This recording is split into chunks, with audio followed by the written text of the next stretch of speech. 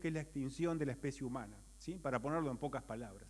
Entonces, aparece acá la idea de que la inteligencia artificial es autónoma, opaca y es independiente de los valores e intereses humanos, versus otras personas que lo presentan como la inteligencia artificial de las buenas intenciones, ¿sí?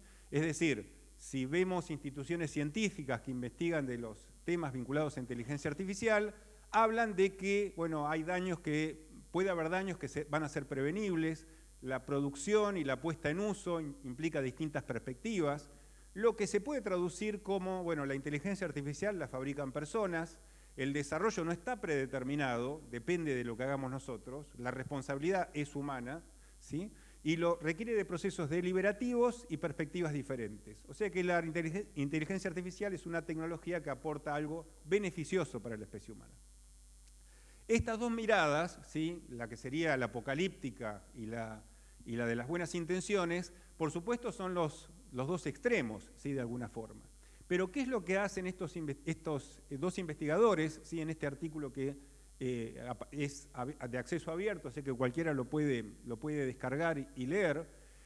Lo que tomaron fueron las noticias de diarios, ¿sí? De distintos diarios europeos y de Estados Unidos, y analizaron qué pasaba con la inteligencia artificial antes de ChatGPT y después. Y definieron a partir de eso algo llamado un índice de ansiedad con inteligencia artificial, viendo en qué medida la visión apocalíptica era la que aparecía con más frecuencia. Con ChatGPT, ese índice de ansiedad que ellos calculan se dispara un 500%. Es decir, aparecen miedos que antes no estaban. Y la inteligencia artificial no es que fue descubierta con ChatGPT, existía de mucho tiempo atrás. Se redujeron los sentimientos positivos y aumentaron los sentimientos negativos. O sea que eso nos pone en contexto, ¿sí? De qué fue lo que pasó a nivel de lo que podemos pensar como la opinión pública, ¿sí? Sobre inteligencia artificial.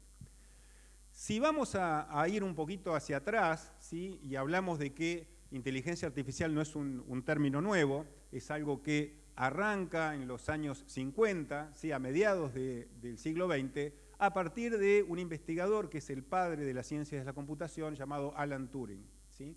Que desarrolla un modelo abstracto en 1936, que es la base teórica de las computadoras que tenemos hoy. O sea, en 1936 se establece un modelo matemático, por decirlo así, que permite entender qué puede hacer una máquina, ¿sí?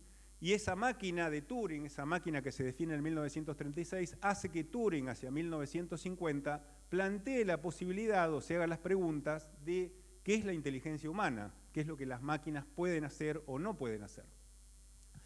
Para resumir también toda esa parte de la prehistoria de la inteligencia artificial, lo que Turing plantea a mediados del siglo XX es básicamente una definición de inteligencia a partir de la capacidad de engañar a un ser humano, ¿sí? Es decir, hablamos de una capacidad de mímica. Para hacer un ejemplo fácil de entender, ¿sí? Que cualquiera de nosotros se puede imaginar, tenemos a dos personas, Juan y María, ¿sí? Que chatean a través de WhatsApp, y en algún momento, ¿sí? Juan está cansado de hablar con María porque se aburrió, por la razón que fuera, ¿sí? Lo que nos pasa muchas veces con contactos, que uno habla con un contacto de WhatsApp y vuelve a tener los mismos diálogos, se vuelven a repetir, y entonces Juan decide reemplazar ese chat que va a tener con María por una nueva opción que presenta WhatsApp, que es un chatbot, un programa que habla en nombre de él. Entonces este programa lo que toma es todas las conversaciones que Juan y María tuvieron entre sí, aprende los emojis que usa Juan, ¿sí? Aprende cómo Juan le venía respondiendo a María a lo largo del tiempo, y Juan se olvida de María, ¿sí? Pero no le dice, yo te voy a empezar a hablar a través de un programa porque estoy cansado, no tengo ganas, no tengo tiempo de escribir. Empieza a ser el programa el que escribe en nombre de Juan. Y María no se da cuenta. Es decir, pasa el tiempo y María dialoga con Juan y sigue creyendo que del otro lado está Juan.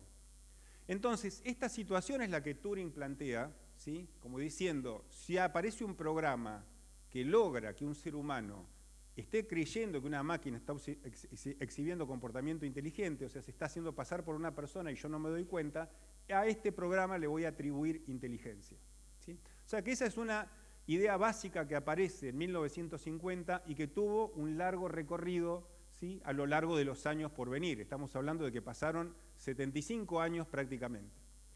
Hay muchas definiciones, ¿sí?, sobre lo que es inteligencia artificial, planteados desde el punto de vista de actuar como seres humanos, actuar de manera racional, ¿sí? No nos vamos a detener en las definiciones particulares, ¿sí?, pero bueno, básicamente involucran, ¿sí?, la idea de inteligencia y la idea de la capacidad humana, pero retengamos presente ese tema de la mímica que mencionó Turing, porque lo vamos a volver a traer a colación cuando hablemos de lo que es ChatGPT y su impacto.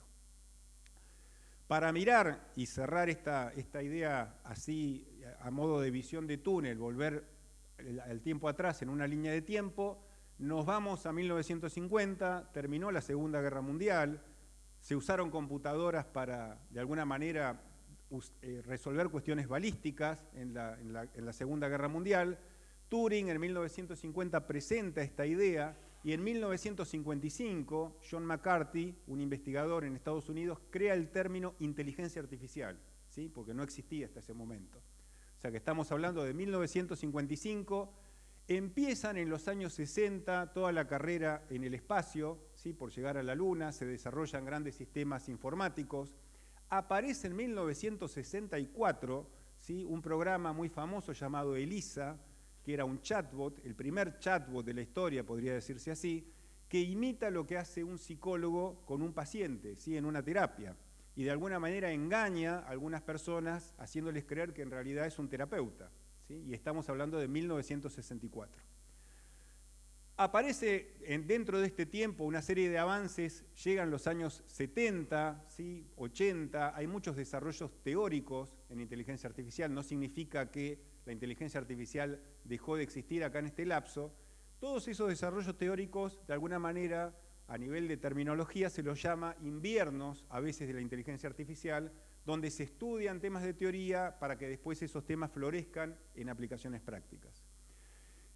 Cuando llegan los años 90, los años 2000, ¿sí?, aparece Internet, toda la historia que nosotros conocemos, aparecen los primeros aspiradores robots, ¿sí?, aparece Siri, aparecen las aplicaciones para celular, las primeras experiencias con chatbots a los cuales se los entrena masivamente, ¿sí?, con contenido humano, ¿sí?, y se hacen experimentos de esa naturaleza. Empiezan a aparecer algoritmos que ganan al Go, ganan al ajedrez, ¿sí?, tienen distintos avances en aplicaciones que eran reservadas, por decir así, a los seres humanos. Y llegamos a 2023, ¿sí?, a 2022, 2023, el momento en que se produce un clic especialmente interesante y aparece esta historia de la ansiedad en inteligencia artificial y aparece esa subida de ansiedad que percibimos en la sociedad de hoy. Aparece la denominada inteligencia artificial generativa, donde el centro es producir nuevos contenidos, ¿sí?